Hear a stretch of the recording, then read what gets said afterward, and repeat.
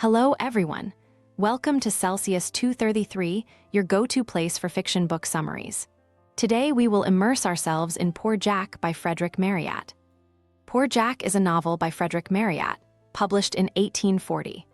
The story takes place in the late 18th and early 19th centuries in England, with much of the action centered around the maritime life along the Thames River. The novel follows the journey of young Tom Saunders, nicknamed Poor Jack, as he navigates his tumultuous upbringing, learning important life lessons through his experiences with family, friends, and the seafaring community. The story offers a vivid portrayal of life along the river and among sailors, with rich themes of identity, hardship, class, and moral growth. Plot summary: Tom Saunders was born into a world of hardship and uncertainty, his earliest years spent in the crowded, bustling area near the Thames River. His father, a sailor by trade, was often away at sea, leaving Tom and his sister Virginia in the care of their difficult, overbearing mother. Mrs. Saunders was a woman consumed by pride, determined to cling to an air of gentility despite her impoverished circumstances. She constantly belittled her husband's profession and showed blatant favoritism toward Virginia, while Tom was neglected and treated harshly. His days were filled with hunger and beatings, his only solace the river, where he would spend hours watching the ships and dreaming of escape.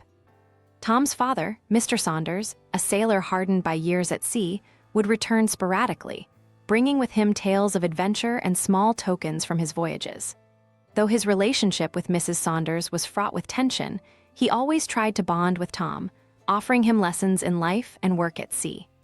Despite his good intentions, his absences left Tom alone to contend with his mother's cruelty and Virginia's favored position.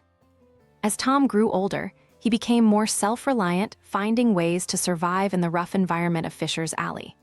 His natural curiosity about the ships and sailors that populated the Thames led him to befriend many of them, particularly an old sailor named Ben, who had worked in the whaling industry. Ben, a grizzled and seasoned man with stories as vast as the ocean, took a liking to the boy and shared his knowledge of the sea. Under Ben's guidance, Tom learned about life beyond the confines of his home and the possibility of building a future through hard work and determination. But home was never far from Tom's thoughts, and the strained relationship between his parents cast a long shadow over his childhood. His mother, increasingly bitter about her lot in life, often took out her frustrations on Tom, making it clear that she resented having to care for him while his father was away. Her relentless drive to present herself as better than her circumstances isolated her from the community, leaving Tom to fend for himself more often than not. This independence, however harsh, shaped Tom's resolve to carve out a different path for himself. Tom's first real break from the confines of Fisher's Alley came when he was sent on a job working for a local boatman. Through this work, he gained practical skills and a sense of belonging. The river became more than just a place of dreams for him, it was his lifeline. He learned the ways of the watermen, helping them ferry passengers and goods across the Thames, becoming adept at handling the boats and navigating the unpredictable currents of both the river and life. As the years passed, Tom grew stronger, both physically and mentally, and began to distance himself from his troubled home life. His father's periodic returns became less a source of comfort and more a reminder of the fractured family dynamic. Mrs. Saunders, too, seemed to lose whatever control she once had over him. Tom's independence solidified when his father, in one of his rare sober moments, gave him his blessing to follow his own path, recognizing that the boy was destined for more than the constant squabbling and misery of their home. With this newfound freedom, Tom took up full-time work as a waterman, working alongside men he had once idolized from the shore. His journey was not without its challenges. The Thames, while a source of livelihood, was also dangerous, and the work was physically demanding. But Tom thrived, finding camaraderie among his fellow boatmen and developing a reputation for being reliable, hardworking, and skilled. His days were spent on the river, and with each passing year, he felt more at home on the water than he ever had on land. Despite the harshness of his upbringing, Tom's spirit remained unbroken.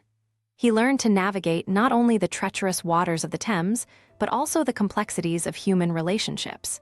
He was no stranger to loss and disappointment, Yet these experiences only made him more determined to rise above his circumstances.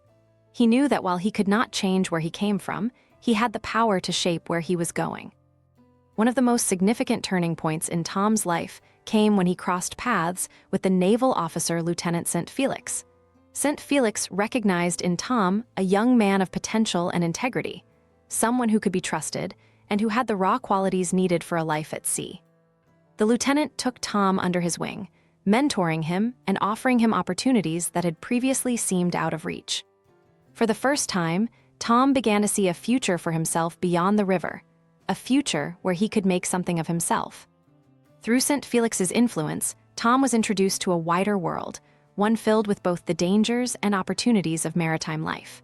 He learned the ins and outs of the Royal Navy, the discipline required, and the sense of duty that came with it. In many ways, this was the life his father had always spoken of, but never fully lived up to.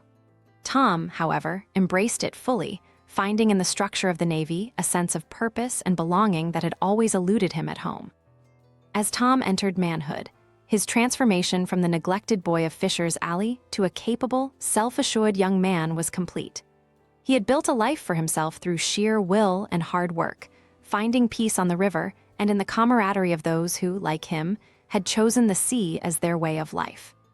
Though the shadows of his past were never far behind, Tom Saunders had carved out his own path, one that led him far beyond the confines of his troubled upbringing and into a future he had once only dreamed of. This was just one story. Frederick Marryat has plenty more for you to discover. Check them out in the description or on Celsius 233. Remember, while our summaries capture the essence, they can never replace the full experience of reading the book. If this summary intrigued you, consider diving into the complete story, buy the book, and immerse yourself in Frederick Marryat's original work. Bye-bye, take care, have fun.